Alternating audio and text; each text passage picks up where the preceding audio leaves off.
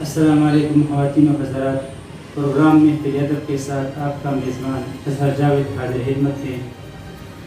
اردو ہماری قومی اور سرکاری زبان کا درجہ رکھتی ہے، تبھی تو مولانا اشرف علی تھانوی رحمۃ اللہ علیہ فرمایا کرتے تھے کہ موجودہ دور میں اردو زبان سیکھنا ہر مسلمان مرد اور عورت کا فرض ہے، وہ اس لیے کہ قرآن کریم کی جتنی بھی تفاسیر ہیں اور حدیث شریف کی جتنی بھی تشاریح ہیں ان سب کے ترجمے اب الحمدللہ اردو زبان میں ہو چکے ہیں، جن سے کوئی بھی اہل دل اپنی دنیا اور آخرت بآسانی سنوار سکتا ہے۔ ہمارے اس پروگرام کا ہمیشہ سے یہ حاصل رہا ہے کہ نہ صرف ادب کے میدان میں نئے ادیب اور لکھاریوں کو حوالے کر رہا ہے، بلکہ ان کی تخلیقی کاوشوں کو بھی ان کی حوصلہ افزائی کر رہا ہے۔ آج ہم نے اپنے اسٹوڈیو میں جس شخصیت کو بلایا ہے وہ کسی تعارف کے محتاج نہیں۔ آپ خوبصورت لب و لہجے کے ایک جید صوفی شاعر ہیں۔ آپ کے کلام میں تغزل، شائستگی اور جدت پسندی کے عناصر نمایاں ہیں۔ ایک شعری مجموعہ سنو جانا کے نام سے پہلے ہی سے عوام اور حواس دونوں میں بے حد مقبول رہا ہے۔ آئیے اب آپ کو ملاتے ہیں آج کی شخصیت سادہ مردانی سے۔ سر آپ کی آمد کا بے حد شکریہ۔ آپ کا بھی بہت شکریہ، اور جو صرف جنتا کا جو آپ کا چینل ہے اس کا بھی بہت شکریہ کہ انہوں نے موقع دیا، اور بہت شکریہ آپ کا۔ سر سب سے پہلے آپ یہ بتائیں سر، شعری سفر کا آغاز آپ نے کب کیا؟ شاعری تو بچپن سے اتنا مجھے اندازہ تھا کہ 8-9 کلاس میں تک میں شعر کہہ سکتا، ماشاء کچھ اس طرح سے مصرے بن جاتے تھے فطری طور پر، اس لیے اندازہ ہوتا تھا کہ مصرے سے مصرع ملا کر شعر کہا جا سکتا ہے۔ وہیں سے شوق شروع ہوا، اور مختلف اسٹیجز سے پھر ہوتے آگے آپ کے سامنے۔ تو شوق بچپن سے، بلکہ یہ کہہ لیں کہ فطرت بھی شامل ہے۔ میرے نانا تھے صدر ناظر تھے، وہ شاعر تھے، میری والدہ نعت گا کرتی تھی، سرکاری ٹیچر تھی، تو ان میں شامل تھے ایسے سب۔ سر آپ نے باقاعدہ کس سے سیکھا؟ مطلب آپ کے استاد کون ہیں؟ آپ کن سے فیضیاب ہیں؟ ادب میں سیکھنے کے مناظر تو بہت سارے ہوتے ہیں۔ جو سب سے پہلا اسٹیپ تھا، ہمارے گنج میں ایک شاعر ہوا کرتے تھے نسیم وسیم، کا میں نام لینا ضروری سمجھوں گا، ان کے ساتھ بیٹھتے تھے، رکھتے تھے۔ پھر وہاں سے ایک دروازہ کھلا، جسے کہتے ہیں باب العلم کا کھلنا میرے لیے، وہ بھی بہت ساتھ تھے، اور ان سے جتنا سیکھا شاید میرے لیے آج تک کافی ہے، کیونکہ انہوں نے سوچنے کا طریقہ سکھا دیا، انہوں نے ایک میتھڈ سکھا دی کہ بچے آپ نے اگر یہ کام کرنا ہے تو کیسے کرنا ہے، کیا اینگلز ہو سکتے ہیں۔ ایک صوفی، ایک فقیر، ایک فلسفی، ان کے پاس جو بھی بیٹھا وہ فیضیاب ہوا۔ تو آج وہ موجود نہیں ہیں، لیکن ان کی شکل میں، ان کی فکر میں شاید مردان میں کئی ایسے ہزار لوگوں کے جو ان کے بنائے ہوئے ہیں، ان میں سے کرنا نہیں۔ سر یہ بتائیں شعر کیسے بنتا ہے؟ آمد اور آورد میں اصل فرق کیا ہے؟ آمد اور عورت کا فرق میرے حساب سے تو یہ ہے کہ دیکھیں، جو آپ کو اللہ کی طرف سے عطا ہو اور کچھ آپ کے تخیل میں، تو ذہن میں تو ایک سائنٹیفکلی سوچ رکھنے والا بندہ ہوں، اور میں یہ مانتا ہوں کہ انسان کے ذہن میں جتنے علوم ہیں یہ پہلے سے موجود ہے۔ میرے پیر صاحب کا بھی یہ ماننا تھا، اور سائنس بھی سے مانتی ہے، دو نظریے نا، کہ ایک انسان اسٹرگل کر کے سیکھتا ہے، اور ایک انسان، تو میرا یہ ماننا ہے کہ علم موجود ہے، اسے شائن کرنے کے لیے اسٹرگل چاہیے ہوتی ہے، اسٹرگل سے اختلاف نہیں ہے، لیکن جو انسان جس کام کے لیے نہیں بنا وہ اسٹرگل بھی کر لے، وہ چیز نہیں بن سکتا، ممکن نہیں ہے کہ وہ، اللہ تعالیٰ نے ہمیں ہر چیز میں دیکھو وحدانیت عطا فرمائی ہے۔ ہمارا چہرہ کسی اور کے چہرے سے نہیں ملتا، ہماری اسٹائل کسی اور کے اسٹائل سے نہیں ملتے، تو اسی طرح جیسے ظاہری ہمارے پاس ایک یکتائی ہے جو اللہ کے یکتا ہونے کا ثبوت ہے، ایسے ہی ہمارے پاس روحانی یکتائی ہے۔ ادب کا تعلق بھی اسپریچولیٹی سے ہے، روح سے ہے۔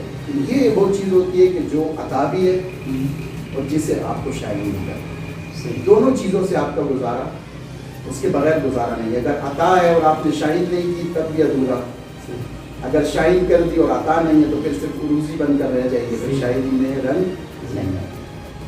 ہاں سر، ہمارے اس پروگرام کا جو اہم سگنل ہے وہ ہے کلام شاعر و زبان شاعر۔ ہمارے ناظرین کو اپنے خوبصورت سا کلام اور غزل ہو یا نظم کو ڈیڈیکیٹ کرے، نوازش میں ایک چھوٹی سی نظم اور ایک غزل، چار مصروں کی نظم جی کہ وہ اکثر پوچھتا ہے فرش سے عرش تک، فرش سے عرش کے درمیان کتنا فاصلہ ہے۔ وہ اکثر پوچھتا ہے فرش سے عرش کے درمیان کتنا فاصلہ ہے، میں اسے کہتا ہوں گر تو ذرہ ہے تو پھر عمر در عمر سفر، گر آفتاب ہے دل کی مسافت، گر تو ذرہ ہے تو پھر عمر در عمر سفر، گر آفتاب ہے ایک دن کی مسافت ہے۔ یہ نظم چھوٹی سی جو غزل آپ کو جی جی جو کچھ دن پہلے لکھی تھی کہ شام رات سحر، شام رات سحر، مختصر مختصر ماشاء اللہ، شام رات سحر مختصر مختصر زندگی کا سفر، مختصر کیا کہیں شام رات سحر مختصر مختصر زندگی کا سفر، مختصر مختصر اب فراغت کہاں ناصح مہربان، اب فراغت کہاں ناصح مہربان، کر نصیحت مگر مختصر، اب فراغت کہاں ناصح مہربان، کر نصیحت مگر مختصر مختصر، اور ظلمتوں میں کہیں نور گم سا گیا، ظلمتوں میں کہیں نور گم ہو گیا، آج نکلا قمر، ظلمتوں میں کہیں نور گم ہو گیا، آج نکلا قمر، مختصر مختصر، اور سرسری سی سہی میرے دیوان،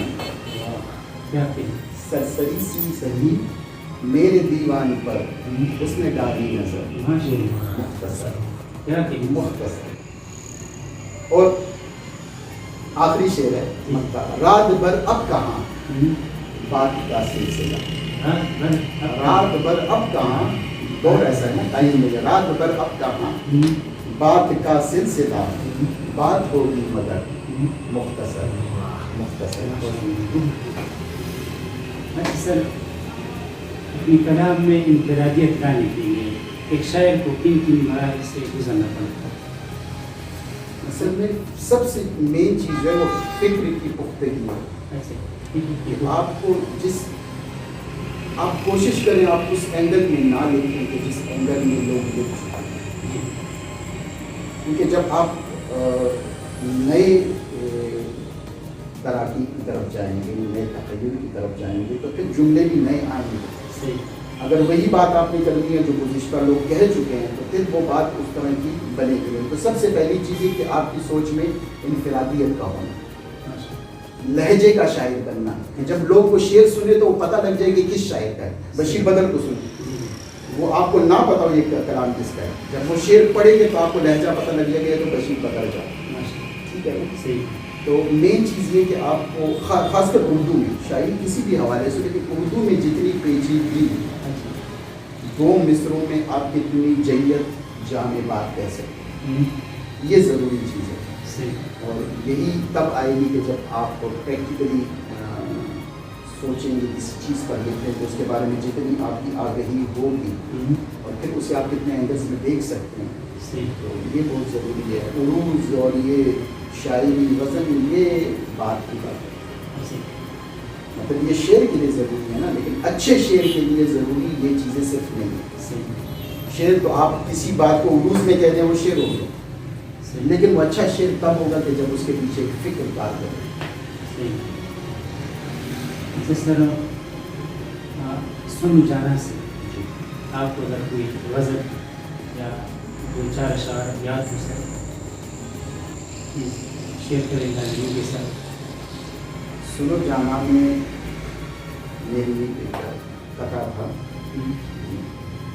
فصاحت بلاغت کا اعجاز باتیں، فصاحت بلاغت کا اعجاز باتیں، سمندر قلم میں سماتے سماتے، بجا ہے بجا داغ کا کہنا ساگر کہ آتی ہے اردو زبان آتے آتے. سر آخر میں آپ کیا میسج دیں گے نئے آنے والے لکھاریوں کے لیے؟ مجھے تو خوشی ہوتی ہے مردان میں جب میں دیکھتا ہوں آپ بہت اچھا لکھتے ہیں، اسی طرح اور شعراء ہیں. تو سب سے پہلی خوشی تو یہ کہ ہماری جو پشتو کلچر میں سے اردو کا پروان چڑھنا اور پھر اس میں اردو کا ادب کا اتنے مضبوط پلرز ہونا کہ ایک اپنی زبان سے بغاوت کر کے ایک بندہ اردو کی طرف آئے اور قومی دھارے میں آ جائے، تو بہت بڑی بات ہے. اگر کراچی میں کوئی شاعر ہے تو وہ اتنے معنی نہیں رکھتے، لیکن اس جگہ پر کہ جہاں پر وہ زبان بولی نہیں جائے، اگر وہاں پر ایک بندہ شاعری کر رہا ہے اور پھر وہ اچھے اسلوب کے ساتھ کر رہا ہے اور جیسے شاعری کا حق ہے ویسے کی جائے جیسے آپ کر رہے ہیں، تو یہ بہت بڑی بات ہے، بہت بڑی بات ہے. اور اس کا موازنہ اگر کراچی کے شاعر سے کیا جائے تو یہاں کی یہ شاعر افضل لگتے ہیں کیونکہ ان کی زبان نہیں ہے. جس طرح سے مشکل سے سیکھ رہے ہیں، میری اردو زبان ہے، مجھے اردو سیکھنی نہیں پڑی، مجھے محاورہ گھر سے ملا، مجھے جو تمثیلات ہے وہ گھر سے ملی، ضرب المثل گھر سے ملی، عام روٹین میں بولتے ہیں. آپ سیکھ رہے ہیں تو آپ ہم سے افضل ہیں. سر آپ کی خصوصیات کا بہت شکریہ. یہ تھے ہماری آج کی شخصیت، یہ تھے ہماری آج کی شخصیت صابر مدانی صاحب. ان کی گفتگو آپ نے سنی، امید ہے آپ نے ان سے استفادہ کیا ہوگا. آئندہ ہفتے انشاءاللہ نئے مہمان کے ساتھ حاضر ہوں گے. اس وقت نظر جاوید آپ کا میزبان آپ سے اجازت چاہتے ہیں. السلام.